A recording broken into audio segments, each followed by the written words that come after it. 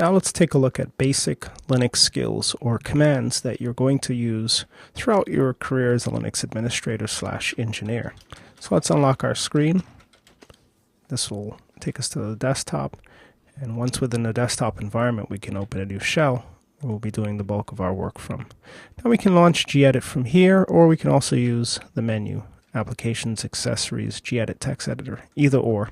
If you launch it from the shell, then of course it takes over that shell unless you background it, and in either case it's executable. So we'll concatenate the contents that we develop here with our original notes when we started our installation momentarily. So let's label this section Basic Linux Skills, and basically this covers a number of key commands. Now Linux is a combination of, or an amalgamation of, dozens if not hundreds of useful commands, and these commands perform precise or specific duties precisely, which makes it so powerful because the utilities are dedicated to single to few functions, which means they excel at what they do instead of attempting to do all things for all scenarios. So for example, there's a command to tell you who you are on the system. There's another one to tell you which terminal you're connected to, where you're located within the directory tree, and commands to allow you to navigate the directory tree. So let's start off with some of these commands. 1. Explore common commands. One common command is the who am I command. In fact, let's number this because there's so many commands we're bound to easily exceed the number of commands, or the number of alphabets, number of letters in the alphabet. So the first command that we'll list, and we'll just remove this task altogether and just call it the name of the command, is a TTY command. Now we'll place commands between single quotes to indicate that that is how the command is to be executed verbatim. So whenever we specify items between single quotes, it means verbatim, whether it's a directory path or a command. So TTY, why is TTY important?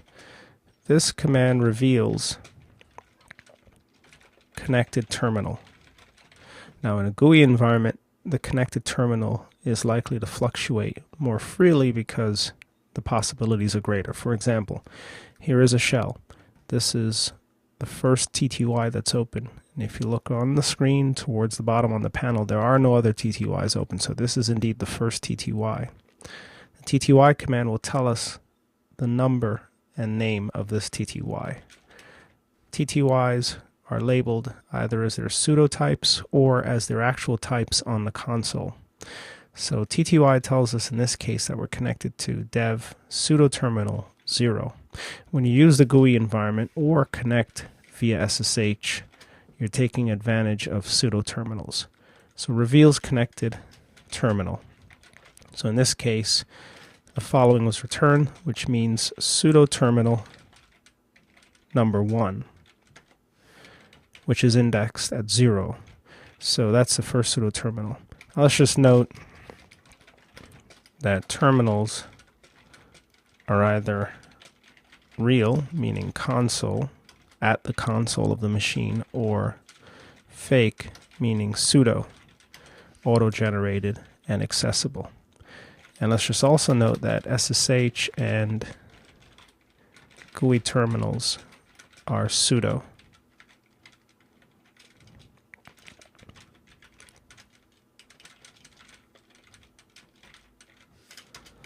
Let's just correct our spelling on this one. Whereas when you're connected to the physical console, it's a real terminal. So note, physical console terminals are real. And they follow the nomenclature, TTY followed by a number, 1 through n. And as we've mentioned in the init section, those numbers run from 1 through 6. And just to quickly recap that, let's see if we're able to take a look at the init directory. And there we see starttys.conf is readable by all users. So if we cat its contents of etc init start tty's, it reveals that tty's are loaded from 1 through 6 for real consoles. So if you're connected at the console, 6 consoles are available. You can use Control-Alt F2 through 7 to get through to those consoles, with F1 being the GUI environment in this version of Red Hat Enterprise Linux. So back to our terminals. Every time you launch a terminal, a new shell, that shell occupies a TTY, whether sudo or real. So in this case, sudo terminal 0 is the first sudo terminal. And as you launch additional terminals in the GUI environment, additional sudo terminals are allocated. So to launch a new terminal, we can use Control-Shift-T, for example, as a shortcut to make a new window, or file open tab, as you're able to do within the browser, which is Control-Shift-T as a shortcut. So there's a new terminal. TTY will tell us that this is sudo terminal number 1. And Control-Shift-T, sudo number 2, number 3. So the 4 shells correspond to sudo terminals 0 through 3. And as we close them, those sudo terminals become available for reallocation to other users. So if there are other users connected via the graphical environment, then they'll be able to take advantage of unallocated sudo terminals. So currently we've got 0 and 1 open. Those are sudo terminals. TTY tells us the terminal that we're connected to. Why is this important? Well, for a number of reasons, including but not limited to be able to determine where processes were executed from or are running from, TTY will tell you. Or when you query the process tree, for example, using PS, it will often show you processes that are tied to sudo terminals or real terminals. For example, just ad hoc, here is a process, min-getty, that's tied to TTY1. When init via upstart starts the system, it sets up a number of min-getty instances on various real terminals. These are the consoles that we interact with from the console of the system, whether via virtualization like VMware or physically at the console. So this tells us that min-getty is running on TTY1. And it's often important to know where processes are running to be able to connect to them or terminate them or interact with them or check up on them or otherwise. Here are other min-gettys that are running on real terminals or TTYs 2 through 6. Now, teletype terminals or TTY terminals derive from teletype terminals, which were configured to allow dumb terminals to connect to back-end devices like mainframe devices. So you had these dumb terminals connected over networks to the mainframe, and they were assigned as teletype terminals, dumb terminals, to allow the instruction sets on the server or the mainframe to execute, returning the output to the dumb terminal's screen. So input could be taken from the dumb terminal and output could be returned to the dumb terminal screen, with all storage and CPU processing and RAM utilization occurring on the back end on the mainframe. So this is where it derives from, out of the mainframe heritage. So TTYs 2 through 6, 1, and a number of other processes. Now notice that in the process listing dump, we see a bunch of question marks for a number of processes for TTY column. And that is because those processes are not assigned to a TTY. They were started by init and subsequent processes and do not require a teletype terminal or pseudo terminal. Not all processes require terminals. So for example, you could start a process on a terminal, let's say LFTP, close the session either purposefully or inadvertently, and the process continues to run in the background. Or you could start a process in the background that is unassociated with a terminal. But oftentimes programs are associated with a terminal because they're started directly by users, whether via SSH, Telnet, or from the physical console.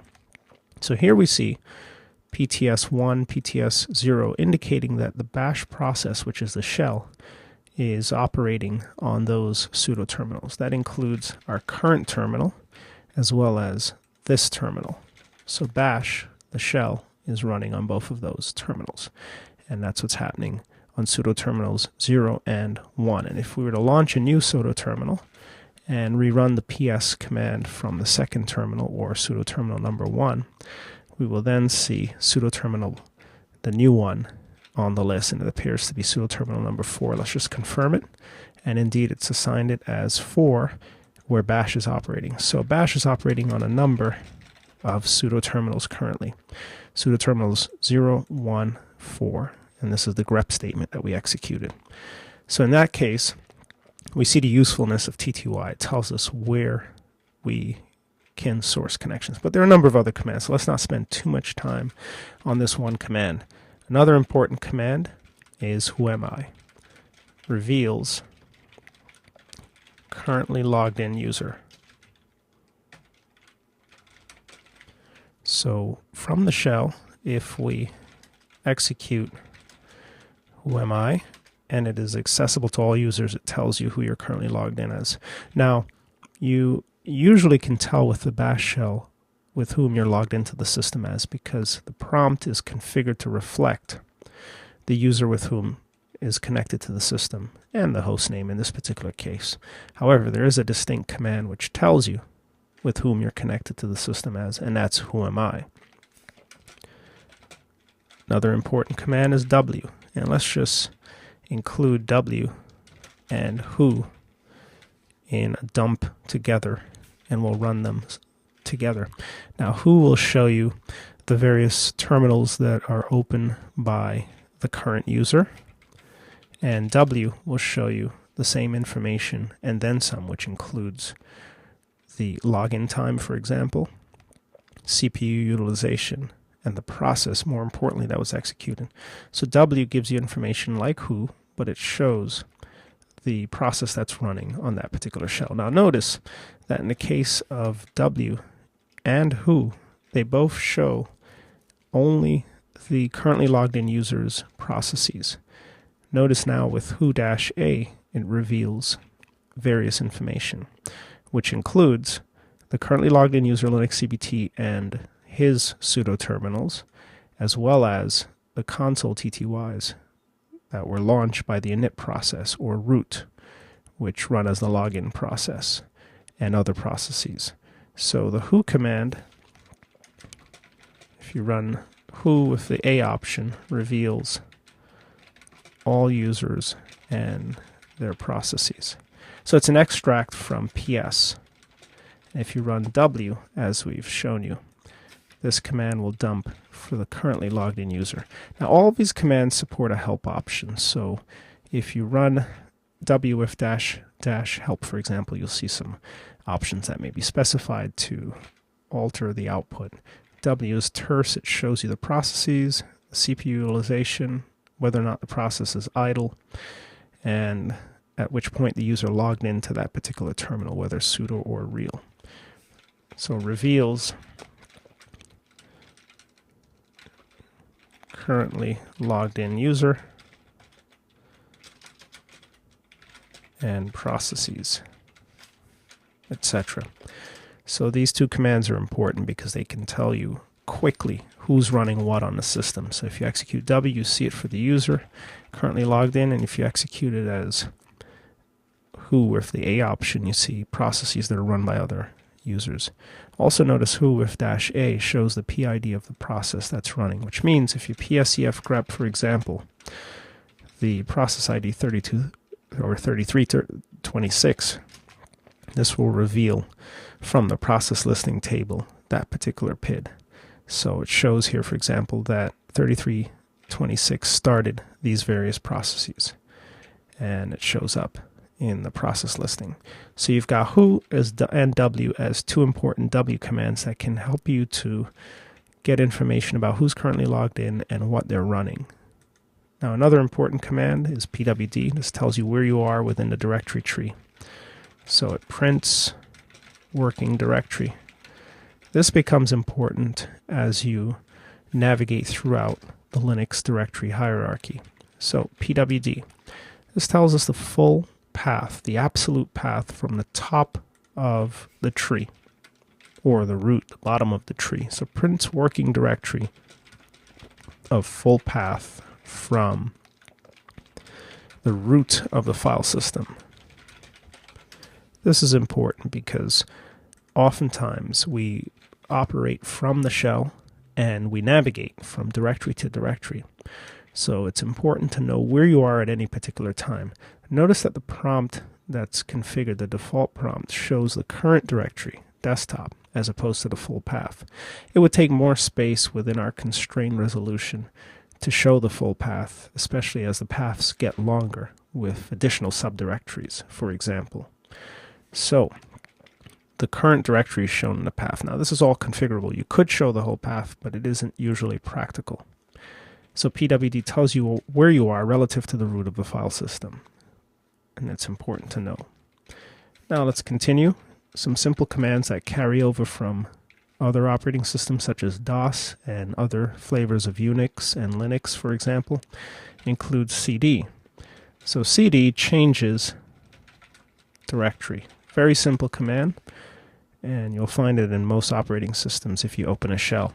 So we're currently in home Linux CBT desktop. Now supposing this is not an ideal directory to be in, supposing we wanted to move one level up, cd ... brings us a level up. And now when we type pwd, we see that we are in home Linux CBT, one level up from desktop. ... in the Linux file system means one level up. So for example, cd ... moves one level up in the directory tree, whereas a single dot means current directory, which means you wouldn't change into it, but you could use it, for example, to list the contents of the current directory. So if you cd dot, then you actually don't move within the tree, but dot is used to mean the current directory. So for example, ls dot enumerates the contents of the current directory. So cd is important as it allows us to move around the tree. You can also specify the absolute symbol, so cd / and then a path to move absolutely throughout the tree. So moves using absolute path, which means from the root of the file system. So cd / puts us at the root of the file system. PWD confirms that. ls shows us the contents of the root of the file system. And cd / home / Linux CBT returns us to our home directory, which brings up a couple of other points.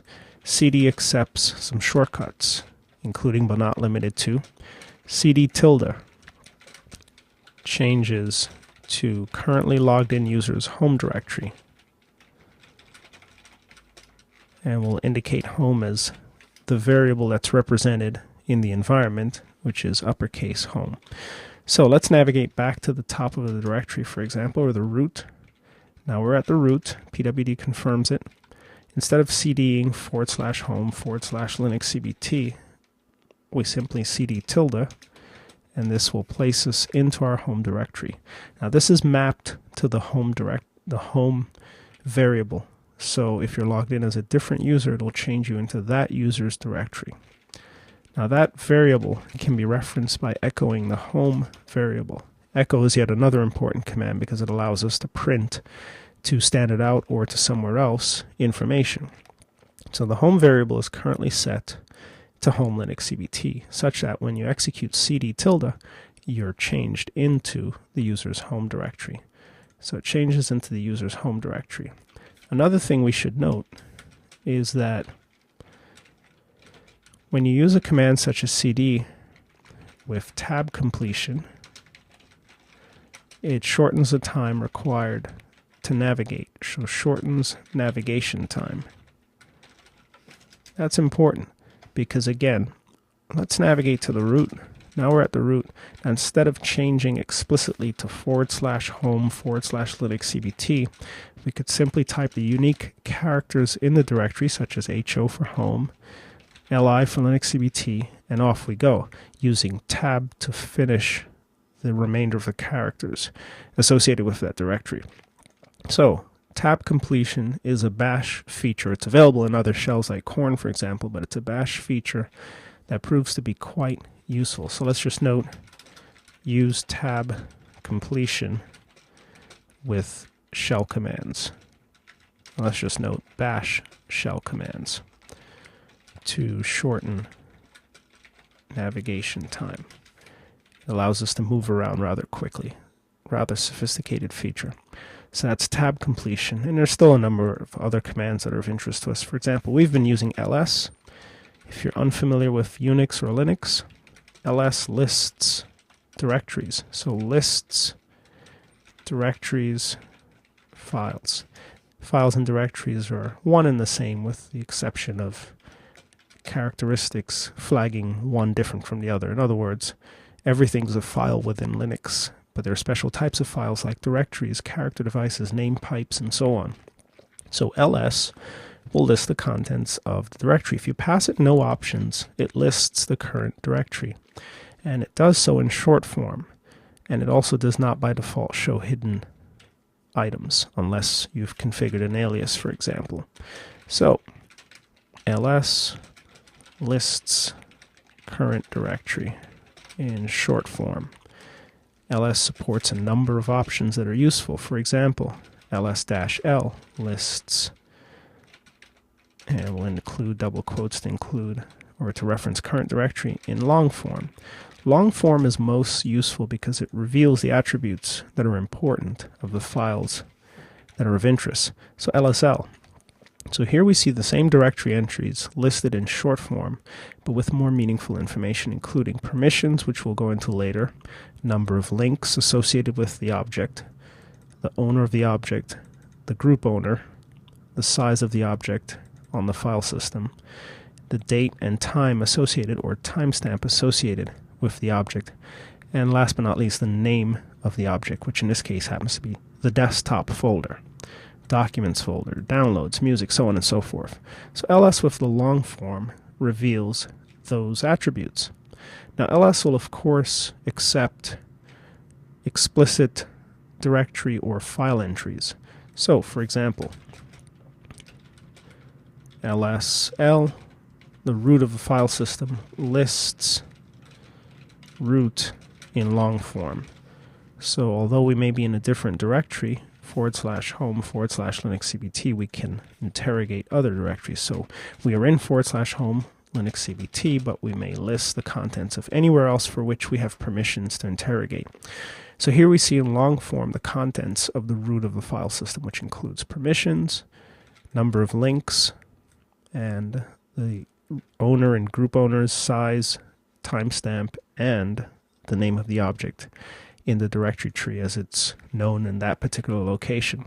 So as LSL, long form, and there are a number of other attributes. Supposing you wanted to see hidden items, for example, there's the A option. So we could use long form and A, and this will show hidden items.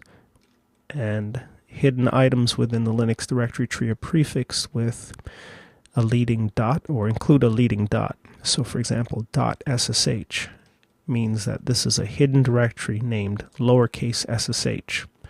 So we now may enumerate the contents of that directory. So long as you know the name of the directory, whether hidden or not, you may enumerate the contents of it without using the A option. The lowercase a option simply reveals the hidden items. So for example, AL, and the order in which you indicate the option is irrelevant.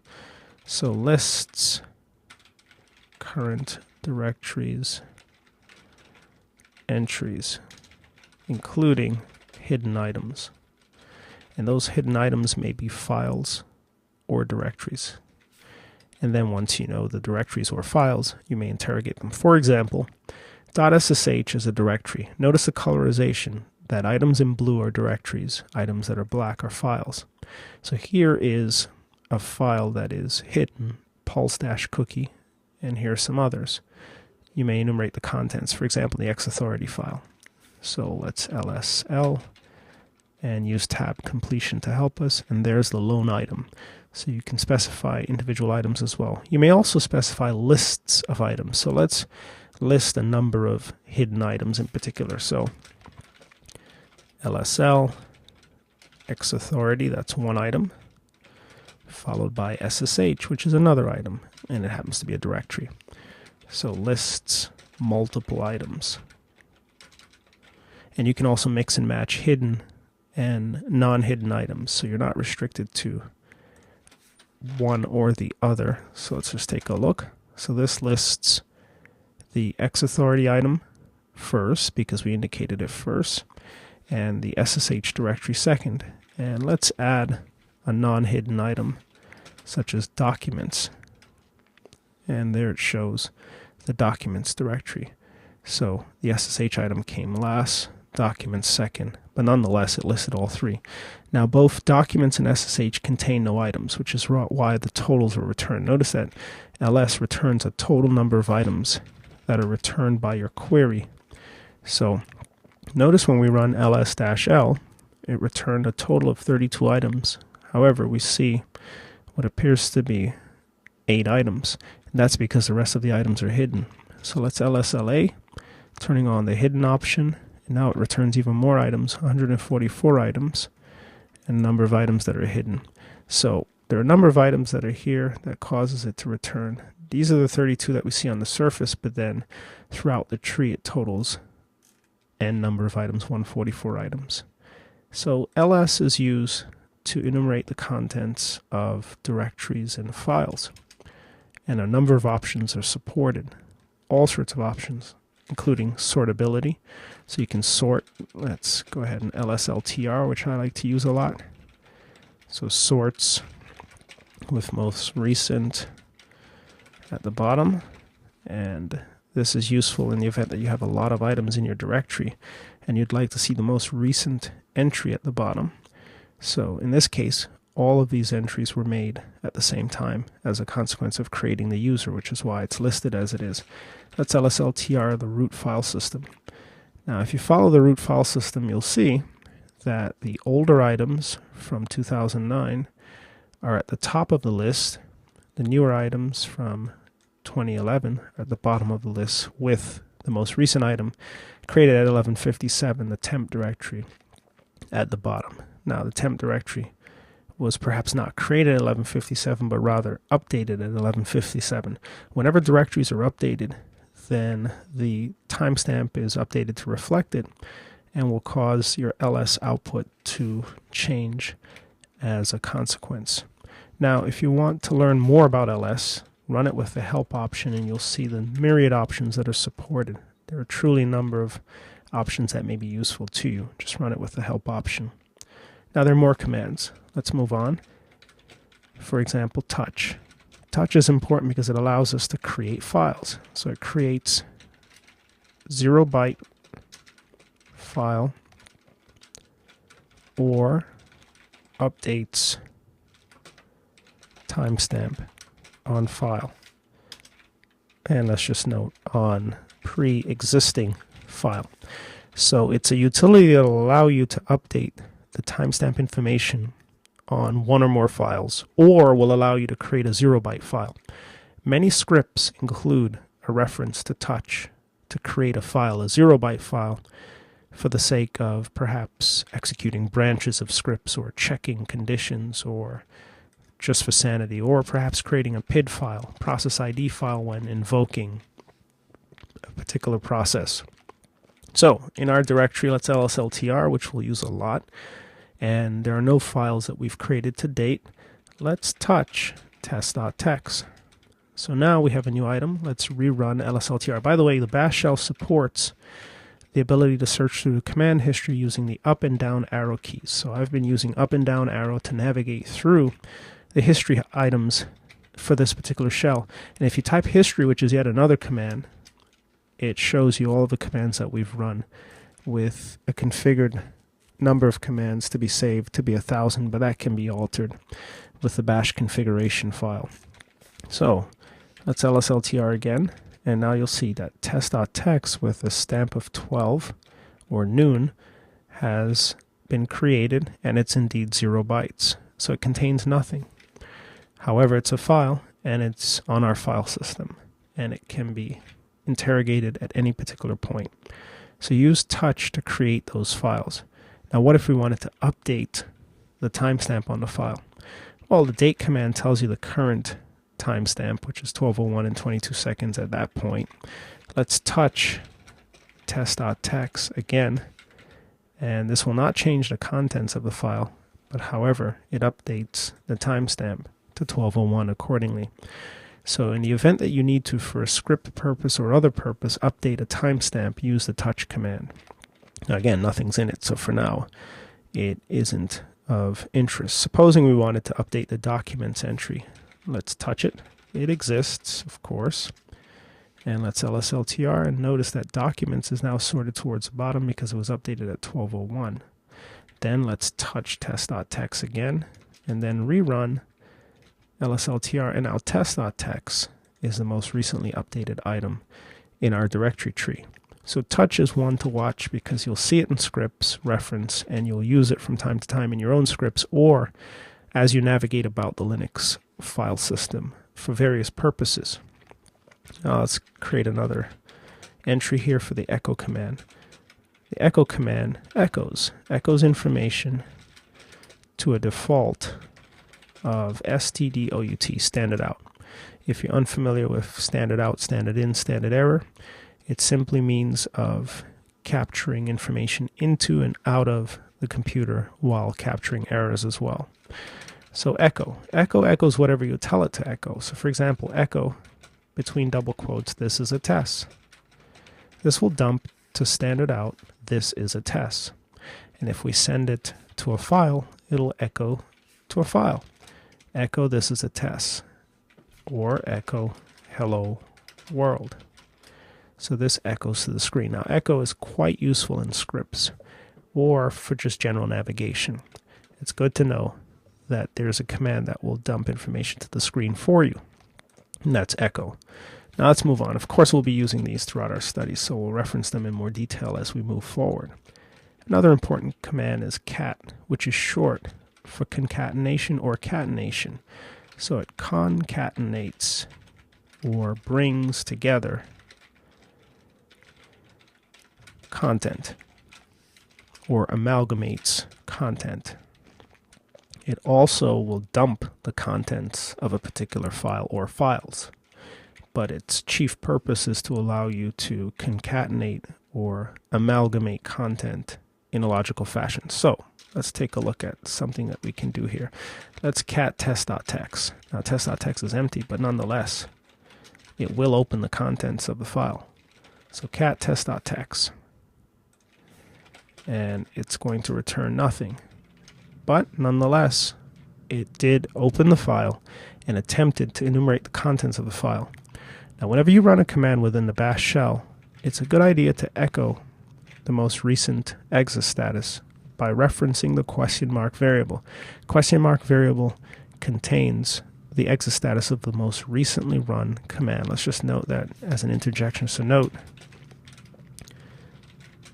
var contains question mark var the exit status of the most recently executed command. It's very helpful to echo this variable as it's used when checking for failure or success in scripts. When you see an exit status of 0 in Unix or Linux, it means that the process, from the process's perspective, executed correctly. It doesn't always mean that the script or process did what you intended it to do, but from its perspective, the way it's programmed, it was successful. So the cat of test.txt was successful. Now let's use echo to put some information into that file. We'll use echo, and let's put hello world in it. And this time we're going to use append redirection to write to test.txt. Let's echo the exit status, and it's 0. So that means the echo of hello world, which was redirected, which we've yet to discuss, to test.txt was successful. Now let's recat the contents of test.txt. We'll just go through our command history. Test.txt now contains hello world. Now if we keep using append redirection, let's do it 5 times, you'll then see when we recat the number of items in the file. So it just keeps appending Whereas if we use output redirection, which means 1 greater than symbol, it clobbers the file and writes it anew. So this contains 1 entry. So cat echo in conjunction to query and generate and query content. So cat does that for you, but cat more importantly concatenates multiple files. So for example, let's cat test.txt and test2.txt to test3.txt, which we've yet to create. Well, this will create it for us, but we haven't created test2.txt. So let's create a test2.txt. We'll echo hello world and we'll call it 2 to test2.txt.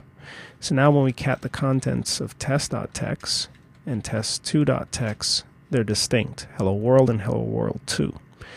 So now using cat, if we cat both of them, test.txt and test2.txt, this will send the output to standard out in the order presented on the command line. So first test.txt was read, then test2.txt was read. Now, if we send the output into test3.txt, a new file will be created, lsltr, and its contents will reflect the amalgamation or cumulative size of test.txt and test2.txt. So let's cat the contents of test3.txt, and there we see both lines. Test.txt is 12 bytes, test2.txt is 14 bytes, thus test3.txt is 26 bytes. So this is one example of using cat to take 2 files and send it to 1. This could of course be expanded to much more intense situations. Think about log files that are gigabytes in length that need to be concatenated. You can simply reference the files one at a time on the command line and dump their contents into a single file, and that will work for you. Now, as mentioned, cat is useful for enumerating the contents of any largely textual file. So config files, for example, are prime targets or candidates for enumeration and interrogation using cat. Just cat followed by the name of a file will send the file's contents to standard out so that you may use it. So thus far we've covered who am I, which tells you who you are, W and who, as well as PWD, CD, LS, touch, echo, cat. And let's just throw another one in there that comes to mind, and that's ID. This gives you a little bit more information about who you are on the system. So indeed, we are the user Linux CBT, but it also tells you your ID, your group ID, the groups, your primary group, your SE Linux context. So ID is much more useful in determining who you are. So returns UID, GID, groups, and SE Linux context, if enabled, as it doesn't necessarily need to be enabled. ID is another command that you can use in conjunction with who am I to determine who you are. And as a user root, you can ID any user on the system. Now, let's save the changes that we've made thus far. We'll be concatenating this with the original documentation momentarily. So we'll call this Linux CBT EL6 edition notes2.txt. And since we've reinstalled the system, we'll have to bring the notes over in order to concatenate the two. And by specifying notes.txt followed by notes2.txt in the appropriate order, then the content will be concatenated accordingly. Now there's still a number of other commands to explore, so let's move on in the next section by examining those additional useful Linux commands.